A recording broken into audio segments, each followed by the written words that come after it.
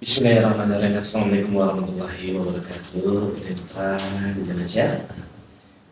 Sekarang lagi kita akan ikuti ini pengajian dari maghrib bersama Gus Abu Bakar ya. Gus Edward Abu Bakar. Buat mitra yang bertanya nanti ya bersama Ustaz Gus Edward sebagai kuasa yang ada di 08 Oke, langsung saja kita sapa Gus Edward. Assalamualaikum warahmatullahi wabarakatuh. Waalaikumsalam warahmatullahi wabarakatuh. Gimana nih kabar ini? Alhamdulillah, mudah-mudahan dia sehat. Alhamdulillah. Baru berapa sehat? Alhamdulillah Gus, sehat walafiat, masih memberikan napas, rezeki. Mudah-mudahan Bang Bapak pelaksanaan ini banyak duitnya. Amin, amin ya Allah, amin. Oke deh Ustaz, hari ini membawa tema apa nih? Hari ini pembahasan kita mukhtar hadis yang berjudul tanda-tanda orang munafik. Tanda-tanda orang munafik. Oke. Oke dari Ustaz selanjutnya. Baik, Assalamualaikum warahmatullahi wabarakatuh. Alhamdulillahirabbil alamin. Allahumma shalli ala sayyidina Muhammad wa ala ali sayyidina Muhammad.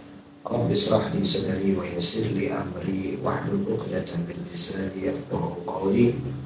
Amma ba'du, wa qala Allah Ta'ala fil Qur'anil Karim, a'udzu billahi minasyaitonir rajim. Bismillahirrahmanirrahim. Yarfa'illahu alladhina amanu minkum walladhina utul ilma darajat. Wa qala an-nabiy sallallahu alaihi wasallam, innama bu'istu mu'alliman. Shadaqallahul 'azim wa shadaqa rasulun nabiyul habibul karim wa nahnu 'ala dhalika minasyahidin wa syakirin. Alhamdulillahirabbil alamin. Yang saya hormati, yang insyaallah dihormati, dimuliakan oleh Allah Subhanahu wa taala. Yang pertama, mitra yang di mana saja Anda berada, mudah-mudahan selalu diberikan sehat walafiat, panjang umur, berkah, selamat dunia akhirat, dan mudah-mudahan banyak duit. Yang saya hormati juga di studio ada Bang Babai dan Bang Acong. Mudah-mudahan selalu diberikan sehat walafiat, panjang umur, berkah, selamat dunia akhirat, banyak banget duitnya. Amin, amin. Ya Allah ya Rabbal alamin. Baik mitra ganda, hari ini pembahasan kitab mukhtar hadis. Baginda Nabi Muhammad sallallahu alaihi wasallam bersabda, ayatul munafiqin salasatun, idza hadatsa kadzaba wa idza wa'ada akhlafa, idza tumina khana. Rawahu Syaikhan an Abi Hurairah. Artinya Rasulullah Shallallahu Alaihi Wasallam bersabda, tanda orang munafik itu ada 3, yaitu yang pertama, apabila berbicara dia dusta, yang kedua apabila berjanji dia ingkar, yang ketiga dan apabila dipercaya dia khianat. Ini riwayat daripada Syaikhan melalui Abu Hurairah radhiyallahu anhu. 3 ciri orang munafik ini: apabila bicara berdusta, apabila berjanji dia ingkar, dan apabila dipercaya dia khianat. Apabila pada seseorang terdapat salah satu dari syarat sifat tersebut, berarti ia termasuk orang-orang munafik. Pengertian munafik ialah menampakkan sesuatu yang berlainan dengan isi hati atau tidak mengikuti hati. Hadis ini menjadi teguran pribadi untuk saya dan untuk siapapun. Apakah di diri kita ada tanda-tanda itu? Yaitu yang pertama, berbicara berdusta, berjanji ingkar, lalu dipercaya dia khianat. Apabila ada, maka perlahan-lahanlah kita memperbaiki diri kita agar kita bisa menjadi orang yang tidak munafik. Karena sangatlah bahaya untuk kita sebagai orang yang munafik. Ketika itu, kalau kita menjadi orang yang munafik, Rasulullah mengisyaratkan dalam sabdanya, dalam pembicaraannya, hukuman terberat untuk orang munafik adalah neraka yang paling bawah. Na'udzubillah summa na'udzubillah. Mari sama-sama apabila kita berbicara, kita jauhkan daripada dusta ataupun berbohong. Apabila kita berjanji, kita jauhkan daripada ingkar. apabila kita dipercaya oleh siapapun, terlebih lagi orang yang dekat dengan kita jauhkan daripada khianat. Walaupun sulit daripada ini semua, demi hidup kita yang lebih baik, baik di dunia maupun di akhirat, wajiblah kita perjuangkan agar kita bisa lebih baik dalam menata hidup kita, menggapai ridha Allah dan mendapatkan kebahagiaan dunia akhirat. Demikian. Oke, itu sudah ada yang bertanya nih dari Abang Herman. Assalamualaikum warahmatullahi wabarakatuh, Gus. Waalaikumsalam warahmatullahi wabarakatuh. Gus, saya ingin bertanya, kalau kita berbohong itu kan tanda orang munafik ya, Gus. Terus kalau kita berbohong untuk kebaikan, nah itu hukumnya apa? Berbohong demi kebaikan berbeda. Berbeda ya? Ada sebuah kisah ketika di zaman Nabi Ibrahim alaihissalam. Nabi Ibrahim itu memiliki ayah yang tidak beriman kepada Allah Subhanahu wa Ta'ala. Latar belakang lainnya yaitu ayahnya pembuat patung mengebai. Pembuat patung, sehingga setelah jadi maka patung itu disembah oleh kaum-kaum saat itu. Sehingga Nabi Ibrahim ketika sudah beriman kepada Allah, kan dalam pencarian hidupnya Nabi Ibrahim alaihissalam, beliau mencari Tuhan. Mencari Tuhan. Ya kan ceritanya begitu tuh. Ketika dia malam hari dia melihat bulan, wah ini Tuhan saya. Nah, terus dia bilang, mustahil pagi-pagi hilang. Kan begitu, nggak mungkin itu Tuhan ini cuma ada waktunya. Terus ketika siang, wow ini lebih dahsyat ini sinarnya, terus cahayanya, inilah Tuhan saya. Bukan. Sampai dia melihat apapun, bukan. Gunung-gunung, bukan. Singkat cerita, Allah berikan hidayah kepada beliau. Bukan berarti Nabi Ibrahim bukan muslim. Inilah maksudnya dari kisah Nabi Ibrahim mencari Tuhan. Inilah didikan buat kita. Beliau bukan keturunan yang beriman kepada Allah, maksudnya begitu. Sehingga Nabi Ibrahim bukan keturunan dari orang yang beriman kepada Allah. Dia mencari Allah, maka dia beriman. Nah, katakanlah pelajaran untuk orang yang mu'alaf gitu ya. Nah, ketika itu Nabi Ibrahim, bahasa kita mah gedek nih, apa kelakuan babanya. Nah, ini patung semuanya di dalam suatu tempat itu, patung-patung berdiri semuanya. Ada yang gede satu, semuanya dihancurin. Semuanya dihancurin, kayak kampak. Terus kampaknya itu dikalungin ke patung yang paling gede. Biangnya itu. Ke biangnya. Singkat cerita bapaknya ini tahu nih. Ini ala Italia itu cerita. Iya betul. Bapaknya tahu. Siapa nih? Namanya yang obrak-abrik, yang hancurin. Kalau Nabi Ibrahim kan santai aja, tanya aja apa yang gede, begitu kan kampaknya sama dia. Seolah-olah dia yang ngelakuin, kena ada di dia. Iya. Dengan tidak sengaja, tapi memang udah jalannya Allah Subhanahu Wa Taala. Bapaknya bilang mana mungkin dia ngancurin patung-patung yang kecil, orang dia aja kan bisa gerak. Nah, kata Nabi Ibrahim, maka daripada itu Pak, ngapain nyembah dia? Ngapain mohon-mohon sama dia aja ribet gitu. Adanya dia aja dibikin begitu kan ya bahasanya. Sedang kita beriman kepada Allah itu Allah itu adanya Allah tidak dibikin apapun, tidak ada awal, tidak ada akhir. Allah itu abadi selamanya. Inilah ketika itu Nabi Ibrahim bohong untuk kebaikan, gak apa-apa. Tapi dengan misalkan ada di kampung kita nih Bang. Ini di kampung kita tiba-tiba kita lagi ngopi bertiga di depan, saya Bapak Macong. Ada lauknya. Ada lauknya harus wajib.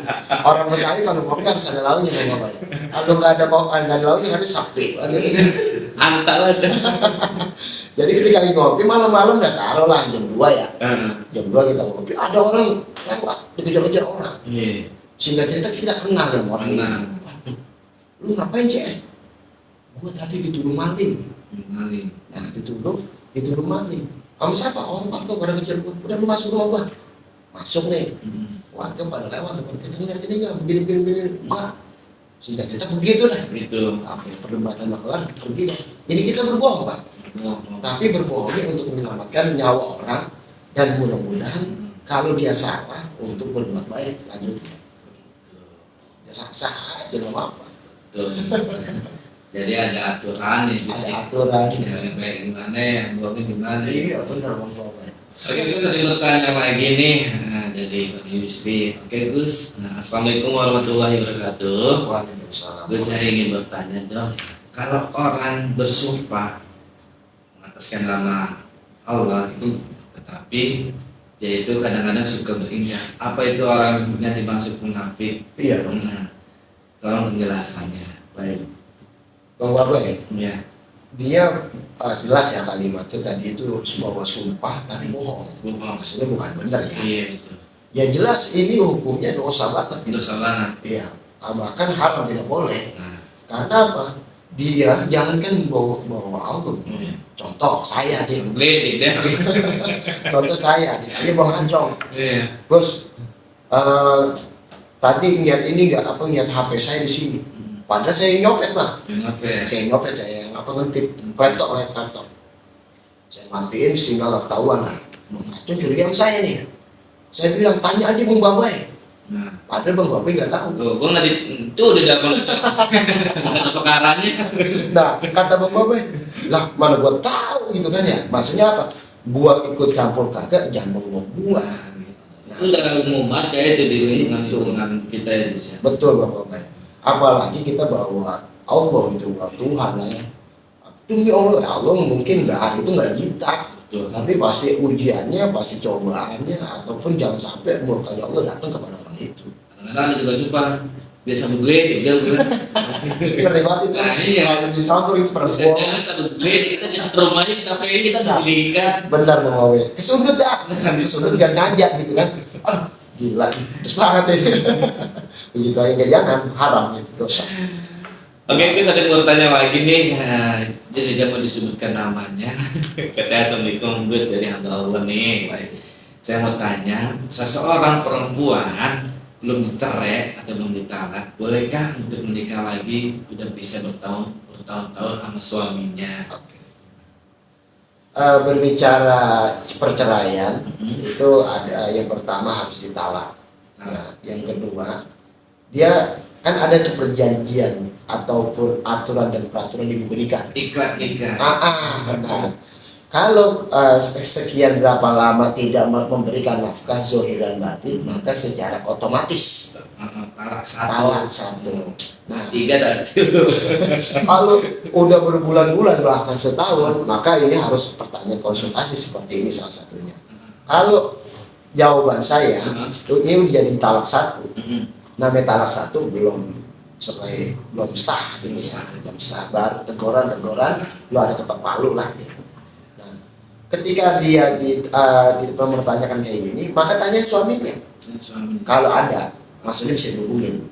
Kalau nggak bisa dihubungin, maka dia harus mencari kabar terus. Kalau nggak ada kabarnya, ya izin sama ulama setempat minta pendapatnya dulu. Bagaimana Ustaz sekian misalkan 2 tahun sih ini, setahun nggak ada kabar ya suami saya udah cari kemana-mana Ustaz nggak ada, sehingga hidup saya nafkah zohir batinnya nggak ada, terus apalagi perhatian dan lain sebagainya nggak ada, bagaimana Ustaz? Nah kalau memang seperti itu maka ya boleh nikah lagi. Nah, tapi yang paling berat ini Bang Mama ya. Apa yang biasa? Zaman sekarang itu kalau orang mau nikah lagi harus ada surat talak. Surat talak. Ya kan begitu. Harus ada surat talak. Walaupun cuma di atas matre, dibawa ke KUA. Di KUA barulah ada surat pengesahan bahwa dia sudah single gitu. Sudah janda. Single mom. Single anchor. Nah terus guys gimana guys nih, misalnya kayak tadi kan Gus mengatakan kalau 3 bulan nggak dinafkahkan itu udah talak satu ya. Gimana dengan yang seseorang suami istri yang kerjanya merantau jauh kadang-kadang sampai bertahun, itu kan mereka kan kalau nafkah mungkin bisa ditransfer. Iya. Nah untuk ke batinnya ke jasmaninya, nah kasarnya kan dia nggak nyampur nih tidurnya. Nah itu mesti nikah lagi atau sah gitu? Tidak apa-apa Bang. Nggak apa ya. Yang penting pertanyaannya bukan ke situ sebenarnya. Kalau kerjanya jauh, yakin birahinya aman. Kan gitu ya. Nah kalau memang keduanya suami istrinya ikhlas menjalankan seperti itu, ya nggak apa-apa. Karena saya punya guru ada sama istri tapi izin lah, bilang gitu jangan anjlok. Islam. Jangan tadi bilang ini setahun gue nanya tuh. Hmm. Gitu. Tapi nafkah ada. Nafkah ada itu berarti hubungan apa namanya Biologis. istrinya masih sah itu ya? Masih sah. Masih sah. Masih sah. Jadi nggak usah pakai apa Nikah namanya lagi. nikah lagi. Karena pertamanya sama-sama tahu. Sama-sama tahu. Gitu. Terus yang kedua bukan kezaliman ataupun kerugian, tapi memang bilang, Bang. Bilang. Kan kayak teman-teman kita, saudara-saudari kita yang terjadi dari TKI. TKI banyak. Sekian mungkin 3 tahun baru pulang. Itu bagaimana tuh? Nah, Nah, kalau misalnya istrinya Gus yang menjadi TKI, suaminya di rumah, otomatis kan suami harus dinafkahin nih. Betul. Tetapi terbalik, istrinya nafkahin ke lakinya. Jangan sekarang, ini kayak benar, Bang. Nah, terus itu hukumnya gimana? Kalau istri memberikan nafkah ya boleh-boleh aja, Bang. Boleh-boleh aja. Tapi ada tapinya. Yang lucu begini, Bang. Gue yang kerja, lu yang ngurusin anak. Ini kata bini. Kalau ini ya, malah gitu. Para urut nih. Maka suami ini harus apa namanya? Harus tetap mencari nafkah walaupun sedikit. Walaupun sedikit. Tanda bukti tanggung jawab. Tanggung jawab. Tanda bukti bahwa dia memberikan nafkah. Katakan sehari cuma gocap, Bang. Ucaplah. Kalau itu malah cukup. Kan begitu ya. Syarat aja mungkin. Buat syarat aja, tapi dengan gigih, maksudnya tanggung jawab, jangan sepelein. Misalkan gocap juga gocap kecil, nah jangan. Tapi bener gigih, misalkan dia dapat cuma gocap nih, itu udah nafkah. Pertama, kalau memang istrinya di luar negeri lah, maksudnya di luar negeri dia kerja, oke, sama-sama setuju, sama-sama mau dan lain sebagainya. Jadi kita ada beberapa mazhab, ya, ada pandangan, ada apa namanya perbedaan mazhab. Ini kan madorot, darurat lah, darurat. Keadaannya bukannya longgar, bukannya lenggang, bukannya enak gitu. Ini sah aja. Apalagi dia pakai sarung tangan, sah aja. Ketika suami yang sedang sakit, dia tidak punya daya, maka berwudu sah. Gitu. Tangannya nggak bisa, anggaplah udah lemah lah. Lemah, tidak bisa mengambil air dan rusak dan lain sebagainya, sah aja. Boleh aja Gus. Karena darurat. Darurat. Dan istrinya lagi yang apa namanya yang kunduin, yang bantuin itu nggak apa-apa berarti. Nggak apa-apa. Walaupun itu anaknya juga nggak apa-apa ya. Apalagi anaknya nggak apa-apa. Lebih salah ya. Oke. Seharusnya tadi saya mau nanya itu emang nggak ada anaknya gitu. Kalau bisa anaknya dulu, maksudnya menghindarkan apa namanya mahram. Ya kan ada apa namanya ada muhrim, ada mahram. Ini ada yang bertanya lagi nih Gus di luar tema. Assalamualaikum warahmatullahi wabarakatuh Gus. Waalaikumsalam. Dari Ibu Sri saya ingin bertanya, Gus, saya kan tidur bareng bersama anak saya lah satu kasur. Anak saya umurnya sekitar 10 tahun, laki, yang satu lagi perempuan 10 tahun, 8 tahun. Nah, hukumnya itu gimana Gus? Apa harus dipisah apa gimana? Mohon penjelasannya. Mungkin gini kali ya, satu ini anaknya berjejer sama mamanya, malahnya. Mungkin anaknya yang satu 10 tahun, yang satu kamar gitu kali mungkin ya. Satu kasur Satu gitu ya. ataupun satu kotak. Satu kotak. Baiknya sebenarnya kalau bisa bicara dia tidur bersama antara orang tua, baik ibu ataupun ayah dan anaknya, ini nggak apa-apa, Bang. Nggak apa-apa ya. Nggak apa-apa. Katakan dia umurnya 17 tahun tidur bareng, nggak apa-apa. Nggak apa-apa. Lah kan ini emaknya, bapaknya. Tapi kan kalau menurut agama kan dia berbalik. Nah, pasti kan dia. ada syahwatnya, Betul. ada birahnya. Nah, sedangkan untuk mencegahnya itu kan pasti Harus dicegah ya. harus dicegah kan gimana itu? Benar, Bang Bapak, alhamdulillah luar biasa. Jadi kenapa sebenarnya saya bilang tadi nggak apa-apa. Akan tetapi dari mulai 10 tahun inilah atau 8 tahun inilah dia tidurnya harus pribadi. Katakan cuma kontrakan. Ya, katakan cuma kontrakan. Jadi simpelnya begini, anak perempuan ibu. Nah, yang anak laki bapak. Oh, jadi cewek-cewek cowok-cowok. Iya, begitu. Karena khawatirnya tadi benar Bang Bapak, syahwat. Ya maaf ya, akhir tanda-tandanya akhir zaman apa? Seorang ibu melahirkan tuannya. Nah, maksudnya apa? ada yang selingkuh sama majikan, Jika ada yang selingkuh sama anaknya. anaknya. Jadi maaf ya, yang namanya eh, bunting atau enggak gitu. Namanya sel telur itu nggak ngeliat, oh ini emak gua nggak boleh nih.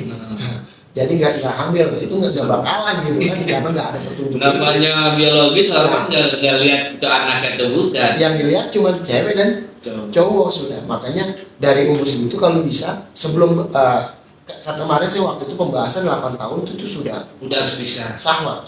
Betul. Tandanya balik. Karena kalau kita pikir kalau bahasa jengah juga ya. Ah. Walaupun anak sendiri kita tidur satu kotak, kita satu kamar, yang namanya suami istri pasti kan Betul. nggak tahu juga. Apalagi 8 tahun kan termasuk gede. Udah gede juga ya. Gede. Maksudnya kita udah apa ya, mau tidur aja risih gitu. Risih berarti Kalau- kan Kalau bisa aja. bisa, berarti kesimpulannya emang harus bisa tubuh ya. Bisa. Nah, jadi walaupun emang sih agak susah ya Gus ya. Pastinya kan butuh namanya proses, misal bisa takut sendirian atau apa namanya nggak biasa gitu, tapi emang harus dipisah gitu. Betul. Tapi itu serem apa ya? Iya. Itu proses lah. Proses. Itu proses, yang penting ada kesabaran. Hmm. Boleh ngajarin, cuman jangan pakai murat dan melotot gitu kan. Maksudnya kasih pengertian aja biar anak paham dengan pengertian itu. Yang kedua, ditambah pengertian yang ini bang. Nah, kamu tuh cewek, kamu memang anak bapak. Kalau bisa bapak yang ngomong ke anak cewek. Tapi namanya bapak dan kamu ini manusia biasa, Betul. tidak luput daripada dosa yang Iya. hilang. Manusiawi lah. Manusiawi, takutnya ada setan yang membujuk bapak. Betul. Jadinya anak ada rada-rada takut. Rada takut, Ah. rada Jadi dia ada space-space, ada jarak-jaraknya itu. Nah, yang begitu pun anak laki, yang emaknya yang ngomong kalau perlu, nak begini. Bukannya kami tidak mau diganggu 72. Kamu udah mulai belajar dari sekarang, karena kamu sudah mulai kenal namanya syahwat, mulai kenal birahi dan lain sebagainya. Harus dipahami, jangan diumpetin aja. Kalau anak kecil nggak boleh dengar kalimat itu. Boleh kalau untuk mendidik bang. Kecuali dari sekarang gini, lebih baik kita kasih tahu dengan didikan, apa dia lewat HP cari sendiri. Itu yang bahaya. Tapi kalau kita masalah ngomong tentang apa namanya, maaf tentang seks gitu. Sebenarnya sih di negara Jepang atau negara luar itu anak-anak 10 tahun atau 8 tahun aja mereka udah disekolahin dan dilesin tentang yang namanya Apa yang seksual saya pernah belajar juga tuh lupa. Sex education. education. Iya. Jadi pengertian, pemahaman ilmu tentang biologis lah tentang seks gitu. Ya wajib bang. Wajib ya. Karena saya juga walaupun bahasanya kata orang besar lah gitu. Iya. Tapi saya dari SD itu sudah belajar. Ya maaf nih, ini laki nih, tubuhnya laki, ini tubuhnya perempuan nih. Iya. Itu kan ini laki lagi ngeliat nih. Cuman dua jenis kita lagi lihat. Begini. Jadi kan ada ukuran. Ada ukuran. Awalnya mungkin hasrat ada bang. Tapi karena dia, maka tadi saya bilang didikannya harus sabar. Satu pengertian, yang kedua ceplosin, ada kalimat-kalimat. Nah, kamu itu udah besar, bla bla bla. Singkat cerita tambahin, ayo kalau begini mama kan dosa om. Betul. Kamu ntar bagaimana demi Allah? Apalagi udah balik. Nah begitu. Jadinya dia nggak hanya dikasih pengertian ilmu umum saja, tapi dikasih pengertian selipin kalimat-kalimat Allahnya sehingga dia oke, ada Allah nih. Allah nggak bisa dibatasin nih, kapan aja ngeliat nih gitu. Ada nggak bisa diukur lah gitu. Karena di agama juga kan yang namanya berhubungan itu kan diatur ya. Betul. Jadi makanya itu emang harus dipisah. Emang ngeri bang. Ngeri ya. Apalagi zaman sekarang. Ya maaf ya, amit-amit. Ini LGBT nih. Oh iya. Itu dia. LGBT itu sebenarnya awalnya satu pergaulan. Pergaulan. Yang kedua karena sering laki-laki sering tidur bareng. Gitu awalnya biasa nih. Apa yang dirasa begitu? Nah, bahas ini kita ada bagusnya ya. Ada bagus ya. Jadi karena dia nggak makanya kan di Islam itu malu sebagai dari iman. Betul. Walaupun sesama laki kita nih, sesama laki Ya kan nggak mungkin Bang pakai celana pendek kayak gitu saya bolak balik sama depan Bang Babe. Oke, dalam logis saya Bang Babe laki. Oke, Bang Babe dalam saya di atas Bang Babe saya laki. Tapi kalau saya ada malu berarti merendahkan syahwat mereka juga karena saya ada malu. Contoh, tetap saya pakai celana panjang walaupun di bawah dengkul, Hawaii lah gitu ya. Nah, jadi kan kita pandangannya enak. Karena saya bilang tadi, bukan celana pendek nih. Celana pendek awalnya kita biasa Bang, normal banget. Normal. Setan tuh. Betul. Saya juga bingung tuh model begitu. Itu digerakkan gimana Karena dia ya jujur lah kita harus belak-belakan betul bahwa kita ini nggak jauh, nggak luput dari bisikan setan itu. betul. Kita kayaknya udah bener banget tuh. Betul. Ada aja tuh begini deh. Bahkan Allah itu udah menciptakan sesuatu itu yang berpasang-pasangan. Betul. Ada malam, ada siang, Betul. ada perempuan, ada laki. Gitu. Bahaya itu. Bahaya itu. Oke, ini mitra zaman share atau teman yang sudah bertanya dan bergabung yang bersama Gus Edwan dan Bang Karya. Oke deh, buat Agus, makasih juga Gus ya. Siap. Oke, buat Gus, silakan doa. Baik, mitra ganda di mana saja Anda berada, bismillah. Kata saya kutip dari Bang Babai. Bang Babai bilang, apapun caranya hidup kita, kita harus tahu peraturan dan aturan. Tadi Bang Babai bilang gitu. Salah satunya apa? Ilmu di jalan Allah Subhanahu wa Ta'ala. Apalagi kita memiliki keluarga, bagaimana keluarga kita ini bisa harmonis, bisa tetap baik, dan bisa menjadi anak-anak yang soleh dan solehah, menjadi suami yang soleh, menjadi istri yang solehah. Mudah-mudahan kita berusaha terus proses yang kita jalani walaupun sulit. Bismillahirrahmanirrahim. Mari kita berdoa kepada Allah, mudah-mudahan doa-doa kita Allah ijabah dan Allah berikan keberkahan dan ridha dari Allah Subhanahu wa Ta'ala. Bismillahirrahmanirrahim. Alhamdulillahirabbil alamin. Allahumma shalli ala sayyidina Muhammad wa ala ali sayyidina Muhammad. Rabbana zalamna anfusana wa illam taghfir lana wa tarhamna lanakunanna minal khasirin. La ilaha illa anta subhanaka inni kuntu minadh dhalimin. La haula wa la quwwata illa billahil aliyyil azim. Allahumma arina al-haqqa haqqan warzuqna ittiba'ahu wa arina al-batila batilan warzuqna ijtinabah. Rabbi zidna ilman warzuqna fahman. Rabbi ighfir lana wa liwalidayna warhamhuma kama rabbayana shighara. Rabbana hab lana min azwajina wa dhurriyyatina qurrata a'yun waj'alna lil muttaqina imama. Rabbi habli minas salihin. Rabbi habli minas salihin. Rabbi habli minas salihin. Allahumma nas'aluka kamalan min jama'ati lahum zahiran wa batinan ya arhamar rahimin. Rabbana atina fid dunya hasanah wa fil akhirati hasanah wa qina adzabannar. Wa sallallahu ala sayyidina Muhammadin wa ala alihi wa sahbihi wasallam.